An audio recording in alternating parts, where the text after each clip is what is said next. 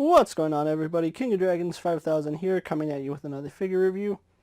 Today we'll be having a look at the Lightning Collection Mighty Morphin Red Ranger.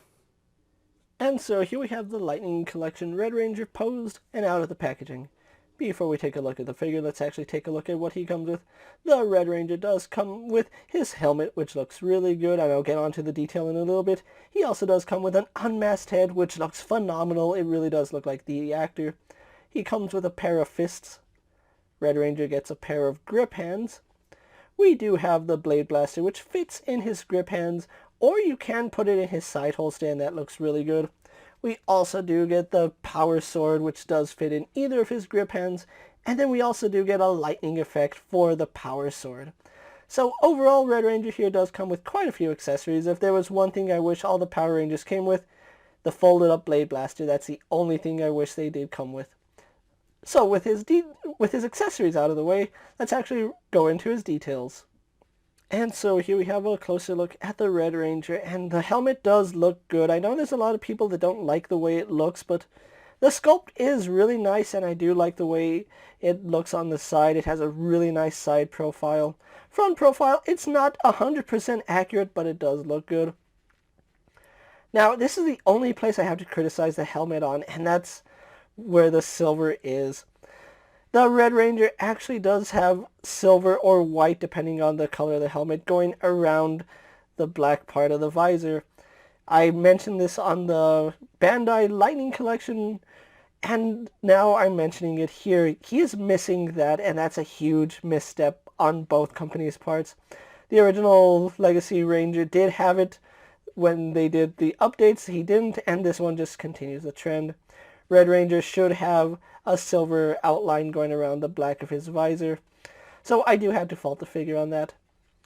Another thing I have to fault the figure on, just like with the Pink Ranger, the plastics don't match. The red is on the torso is much darker than the red for his limbs. I have no idea why Hasbro did that. I don't know what caused it, but it's obvious that his chest piece, torso piece, and pelvis piece is a different shade of red than his helmet and his arms, and that's a little bit unfortunate. But it's still a really nice sculpt. It looks like fabric cloth over a teenage body, so it works for what it should. We do have the little zipper going down the middle, and yes, that's a zipper where they would put the suit on. Here we do have red paint that surprisingly matches the plastic. They did a really good job matching the reds right there. Even though in person you can see a little different, the camera you can see it almost matches, so I do like that. Diamonds here on his arm are painted really cleanly. We don't have any issues there. No overlap, no overlay, no fuzziness, so I do appreciate that little detail. Having a look at his morpher, you can see the Tyrannosaurus is sculpted on there. It's not the best T-Rex, but it looks enough like the T-Rex, so I'm not going to say too much about it. Morpher is accurate with the black going around the silver. Belt looks good. Again, really wish we had a folded up Blade Blaster rather than just the gun form of the Blade Blaster.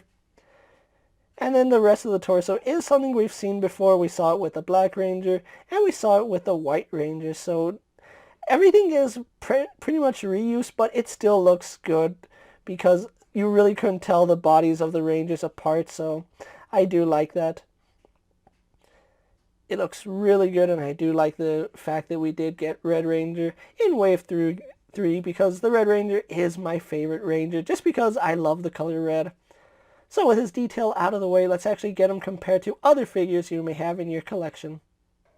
So here we have the Red Ranger posed next to a Marvel Legends Cyclops and a DC Multiverse Superman. Here we do have the Red Ranger posed next to a WWE Elite Scale figure and a Mezco 1/12 Collective Popeye the Sailor Man.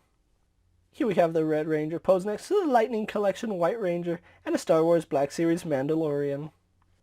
And finally, here we have the Lightning Collection Red Ranger posed next to the Legacy Collection Mighty Morphin Red Ranger and the movie Mighty Morphin Red Ranger. So with the comparisons out of the way, let's actually move on to his articulation. We do have a ball hinge in the head, and that head does sit on a ball joint, so it does get some up and down movement. Very little head tilt, but that does turn left and right. Neck is on a hinge, does go back about that far.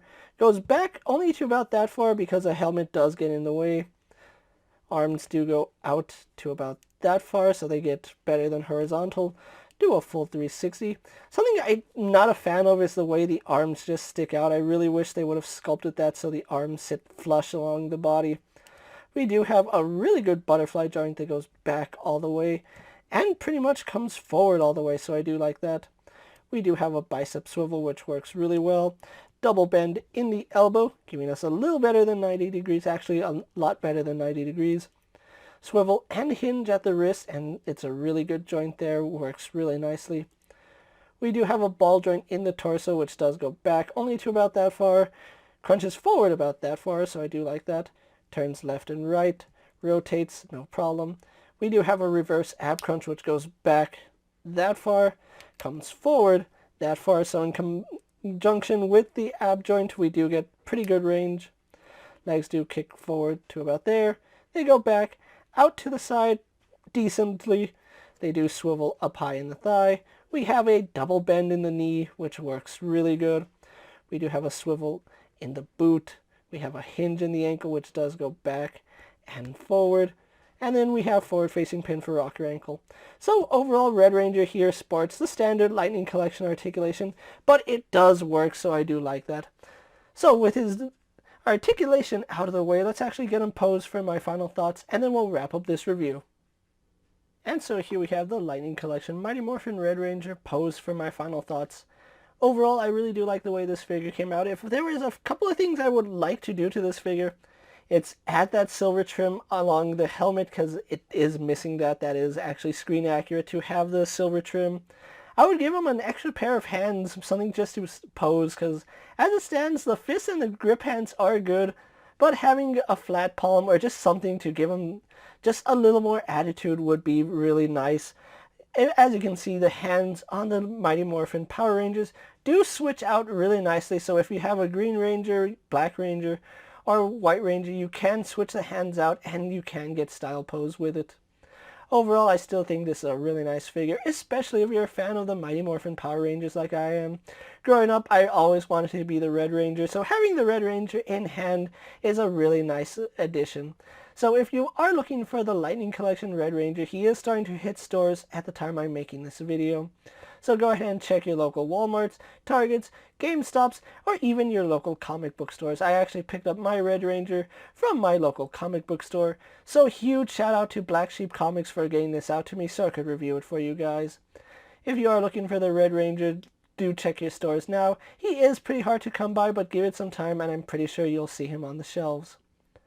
With that being said, guys, I'm KingofDragons 5000.